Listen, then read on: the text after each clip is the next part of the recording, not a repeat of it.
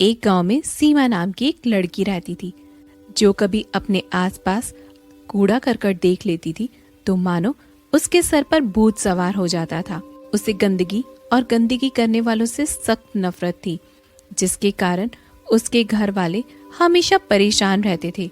एक दिन की बात है, सीमा अपने घर के बाहर खड़ी हुई थी। तभी पास की आंटी ने बाहर आकर कचरा फेंका, जिसे देखकर सीमा चिल्लाते हुए कहती, ओ आंटी जी, ये कूड़ा यहाँ पर क्यों फेंक रही हो?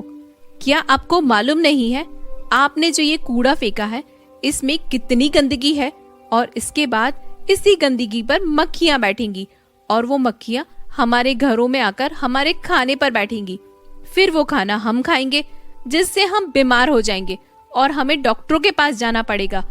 जब हम डॉक्टरों के पास जाएंगे तो इस इलाज का पैसा कौन देगा आंटी जी? क्या आप देने वाली हैं? अरे सीमा बिटिया, मैंने तो सिर्फ एक कूड़ा फेंका है, तुम इतना क्यों सुना रही हो मुझे, जैसे कि कोई मैंने परमाणु बम फेंक दिया हो। आपने जो फेंका है ना आंटी, वो परमाणु बम से ज्यादा खतरनाक है।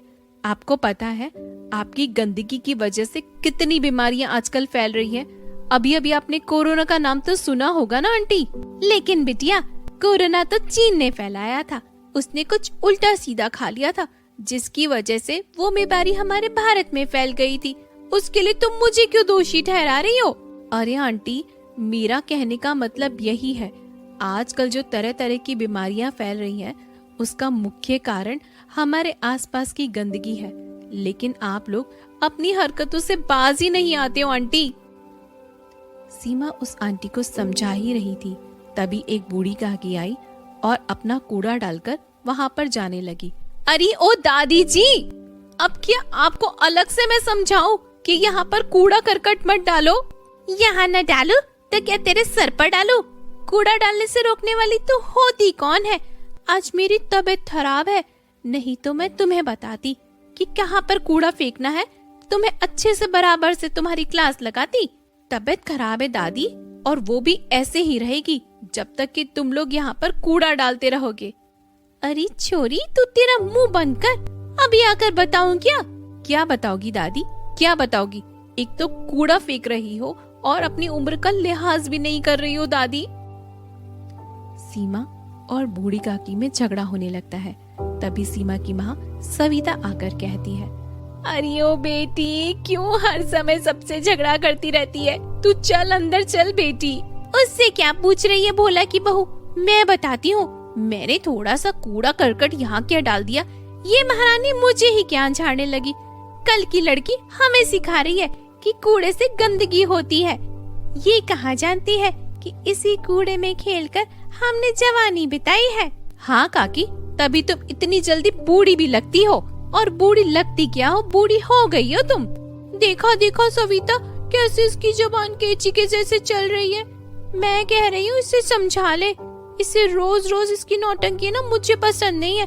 किसी दिन गुस्सा आ गया तो इसके ऊपर ही ना कचरे का डब्बा दे मारूंगी, फिर ना बोलना कि बूढ़ी काकी हाय राम कैसी निकली।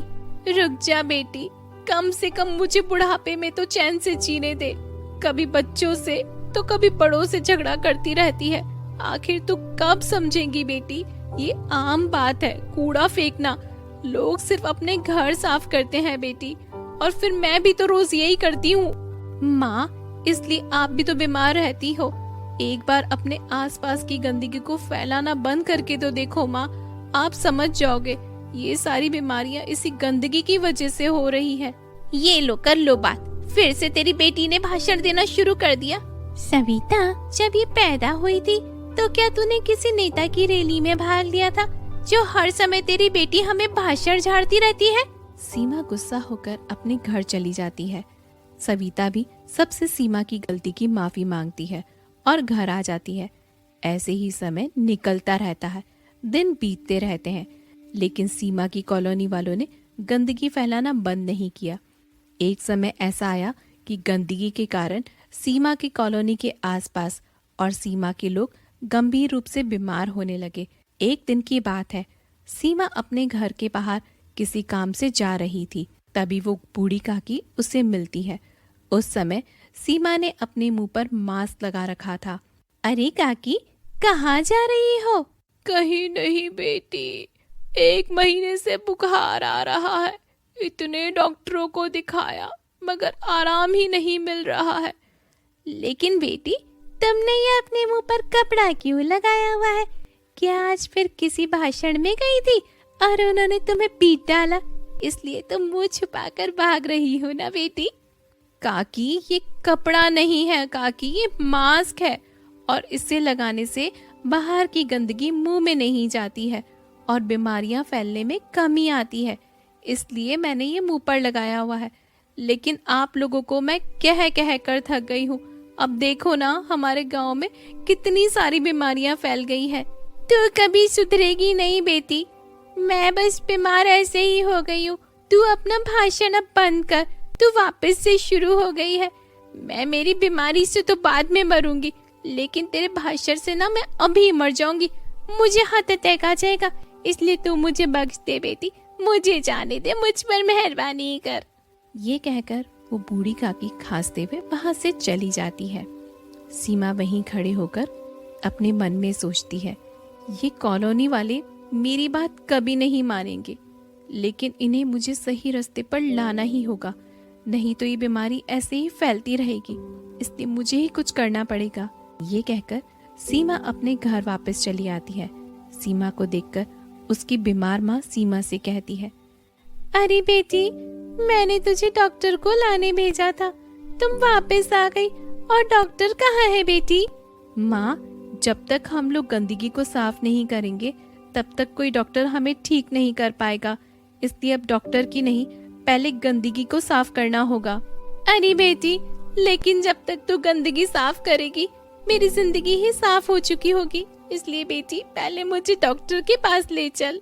सीमा अपने घर से खुद झाड़ू लेकर और मुंह पर कपड़ा बांधकर पूरी कॉलोनी को साफ करने लगती है, जिसे देखकर कॉलोनी वाले हंसते हुए सीमा से कहते हैं, अरे देखो पगली कहीं की, हमारी कॉलोनी में झाड़ू लगा रही है। अरे देखो देखो, हमारी कॉलोनी में नई झाड़ू वाली आई है, हमें तो पता ही नहीं था कि हमारे बाजू में एक भंगड़ रहती है। देखो देखो कैसे झाड़ू लगा रही है। सीमा उनकी बातों पर ध्यान नहीं देती, वो झाड़ू लगाती रहती है। तभी एक औरत कहती है, अरे देखो कैसी मक्कार लड़की है, माँ घर पर बीमार पड़ी है, दम तोड़ रही है, उसे डॉक्टर के पास ले जाने की बजाय ये छोरी सफाई कर रही है। भगवान ऐसी औलाद किसी को न दे, इससे तो वो ना औलादी हो। ये तो भला हो मेरा जो मैंने डॉक्टर को फोन कर दिया, डॉक्टर साहब अभी आते ही होंगे। इतने में डॉक्टर साहब भी आ जाते हैं और सीमा को देखकर रुक जाते हैं। डॉक्टर साहब सीमा की लगन देखकर और उसकी सफाई को देखकर तालियां बजाते। तभी बगल वाली आंटी डॉक्टर से कहती है, अरे डॉक्टर साहब, आप उसे छोड़िए, ये तालियां वाली ना बजाइए, इसकी माँ को चलकर देखिए डॉक्टर साहब, बेचारी मरी जा रही है। सुबह से ये लड़की पागल हो गई है, अपनी माँ को डॉक्टर के पास ले जाने की बजाय देखिए ना पूरी कॉलोनी में झाड़ू लगाती फिर रही है। अरे मूर्खो, जिस लड़की की बात पर तुम आज तक ध्यान नहीं दे रहे थे, उसी की वजह से आज तुम लोग बीमार पड़े हो।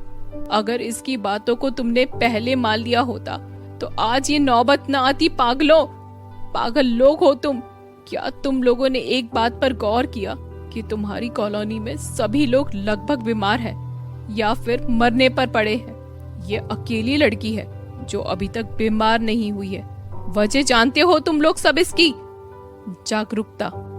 अगर इसने सारी कॉलोनी को साफ कर दिया है तो मैं आप लोगों से हाथ जोड़कर विनती करता हूँ, सिर्फ एक महीने भाई बहनों, यहाँ पर गंदगी फैलाना बंद कर दो। तुम लोग देखना कि यहाँ पर बीमारियों का नामो निशान खत्म हो जाएगा, और अगर बीमारी का नामो निशान खत्म ना हुआ तो मैं सबका फ्री में इलाज करूंगा। तभी कॉलोनी वाले डॉक्टर के आग्रह पर पूरे महीने गंदगी नहीं करते हैं और साफ सफाई से रहते हैं। धीरे धीरे देखते देखते उनकी कॉलोनी से बीमारी पूरी गायब हो चुकी होती है। सभी लोग सीमा से हाथ जोड़कर माफी मांगते हैं। सीमा बेटी, हमें माफ कर दो, तुम हमें सही रास्ते पर लाने की कोशिश करती रही, लेकिन हम लोग अंधे हो गए थे और तुम्हारा मजाक बना रहे थे। आज तो तुमने बेटी कमाल ही कर दिया। हम सबको बीमारी से बचाने के लिए तुम्हारा धन्यवाद बेटी। तो बच्चों, उम्मीद करती हूँ आपको आज की कहानी ज़रूर पसंद आई होगी। अगर हमारी कहानी पसंद आई हो तो हमें कमेंट बॉक्स में ज़रूर से बताइएगा। और अगर हमारे चैनल पर नए हो तो हमारे चैनल को सब्सक्राइब करना न भूलिएगा। मिलते हैं ऐसी ही इंटरेस्टिंग कहानियों के साथ। तब तक के लिए बाय बाय बच्चों। Take care.